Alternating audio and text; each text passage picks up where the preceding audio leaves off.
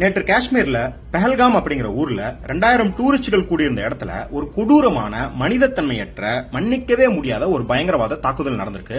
இதுல பல பேர் உயிரிழந்திருக்கிறாங்க. இது நம்ம எல்லாத்தையும் துயரத்தில் ஆழ்த்த வேண்டிய ஒரு நிகழ்வு.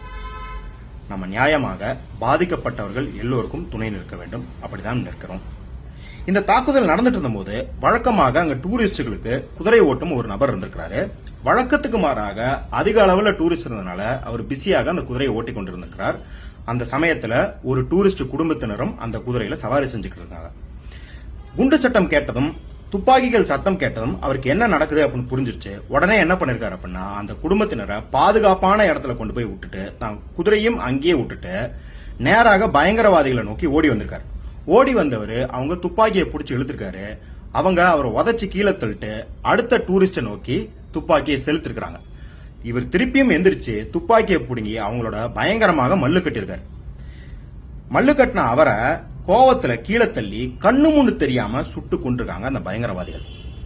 அவரு அவங்களோட சண்டை போட்ட அந்த இடைவேளை பல பேரு அங்கிருந்து தப்பி உயிர் பிழைப்பதற்கு வாய்ப்பாக இருந்திருக்கிறது. அப்படி பல நூறு இந்துக்கள், இஸ்லாமியர்கள், ஜெயினர்கள், பௌத்தர்கள், கிறிஸ்தவர்களோட உயிரை காப்பாற்றுவதற்கு காரணமாக இருந்த அந்த குதிரை ஓட்டும் நபர் பெயர் சையத் ஹுசைன். அவர் ஒரு இஸ்லாமியர். அவர் மட்டும்தான் அவரோட பெரிய குடும்பத்துல ஒரே ஒரு சம்பாதிக்கும் நபர். ஆனால் அதை எதுவுமே பொருட்படுத்தாம இத்தனை உயிரை காப்பதற்காக தன் உயிரையே தியாகம் செஞ்சிருக்கார் அந்த இஸ்லாமியர். ஆனா இங்க இந்த நாட்டுக்கோ சமூகத்துக்கோ ஒரு ஊருக்கோ கூட ஒரு மயிரை கூட தியாகம் செய்யாத நாய் நீ ஃபேக் ஐடியில உட்காந்துட்டு இஸ்லாமிய வெறுப்பை பரப்பிட்டு இருக்க இந்த பயங்கரவாத சம்பவத்தை சாக்காக வச்சுக்கிட்டு ஒன்ன சொல்லி குத்தம் இல்ல. ஆஜ் தக்கு, டைம்ஸ் நவ், ரிப்பப்ளிக் அப்படின்னு பல கோடி பேர் பார்க்கிற நியூஸ் மீடியாவும் 20 மாநிலங்கள்ல நேராகவோ கூட்டணியிலயோ மறைமுகமா ஆட்சி செய்யற மத்தியில ஆட்சி செய்யற கட்சியும் நேரடியாக அபிஷியல் ட்விட்டர் ஹேண்டிலையும் டிவி சேனல்லையும் இஸ்லாமிய வெறுப்பை பரப்பும் போது அந்த சாணியை அப்படியே வாங்கி தின்னுட்டு வந்து கக்குற நாய் உனக்கு வேற என்ன அறிவு இருக்கும்? இப்படித்தான் பேசிக்கிட்டு திரிவேன். இதுல ட்விட்டர், ஃபேஸ்புக், இன்ஸ்டாகிராம் ஃபுல்லா அவ்வளோ போட்டோஷாப் பண்ண ஃபேக் போட்டோஸ். என்ன போட்டோஸ்?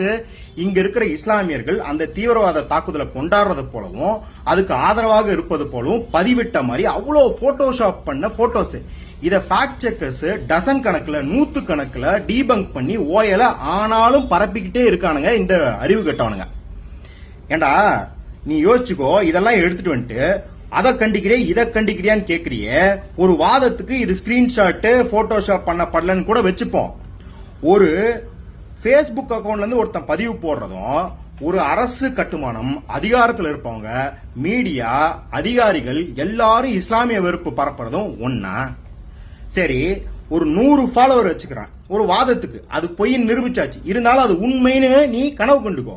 ஒரு 100 ஃபாலோவர் வச்சிருக்கிறவன் உன் மதத்துக்கு வெறுப்பா ஒரு போஸ்ட் போட்டதுக்கு அவங்க ஒட்டுமொத்த மதத்துக்கும் கூட்டு தண்டனை, அதாவது கலெக்டிவ் பனிஷ்மெண்ட் கொடுக்கணும்னு கூவுரிய மோடி ஐயா அவர்கள் ஃபாலோ பண்ற ட்விட்டர் அக்கௌண்ட், எப்படி மில்லியன்ஸ் ஆஃப் ஃபாலோவர்ஸ் இருக்கிற ட்விட்டர் அக்கௌண்ட் 10 வருஷமாக இல்ல 11 வருஷமாக இஸ்லாமிய வெறுப்பு, கிறிஸ்துவ வெறுப்பு, தலித் வெறுப்பு, பழங்குடியினர் வெறுப்பு, பெண்கள் மீது வெறுப்பு மட்டும் இல்லாம அவங்களுக்கு rape threat, gang rape threat, கொலை மிரட்டல் அப்படின்னு விட்டுக்கிட்டு இருக்காங்களே.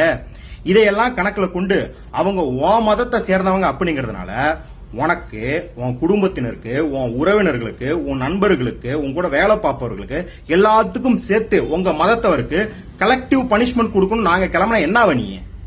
யோசிச்சு பாரு. உங்க அப்பாவோட கதைய லைசன்ஸை கேன்சல் பண்ணிடணும், உன் வீட்டை புல்டோசல் அடிச்சிடணும், உன் வேலைய புடிங்கிடணும், உன் தம்பி தங்கச்சியோட டிகிரி சர்டிபிகேட்டை புடிங்கிடணும், உங்களோட குடியுரிமையை பறிச்சு 2ஆம் தர குடிமக்களாக ஆக்கிடணும். எல்லா அரசு பயங்கரவாதம், அப்புறம் வன்முறை, அப்புறம் இந்த அரசே உருவாக்கி வச்சிருக்கிற இந்த அரசின் ஆதரவு பெற்றிருக்கிற குழுக்களிலிருந்து வன்முறை, இது எல்லாத்தையும் நீ அனுபவிக்கணும்னு சொன்னா எப்படி இருக்கும்?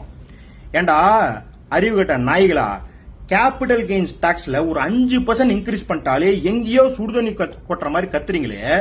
இவ்வளவு பயங்கரவாதமும் வன்முறையும் அரசு ஒடுக்குதலும் சட்ட ரீதியான அநீதிகளும் இழைக்கப்படும் ஒரு சமூகத்தை பார்த்து தொடர்ந்து இந்த மாதிரியான சம்பவத்தை சாக்கா வச்சுட்டு வெறுப்ப பரப்புறீங்களே, அவங்களுக்கு எப்படி இருக்கும்? அவங்க வாழ்க்கையில நீ வாழ்ந்தா எப்படி உணர்ந்திருப்ப அப்படின்னு ஒரு செகண்ட் யோசிச்சு பார்க்க மாட்டீங்களா?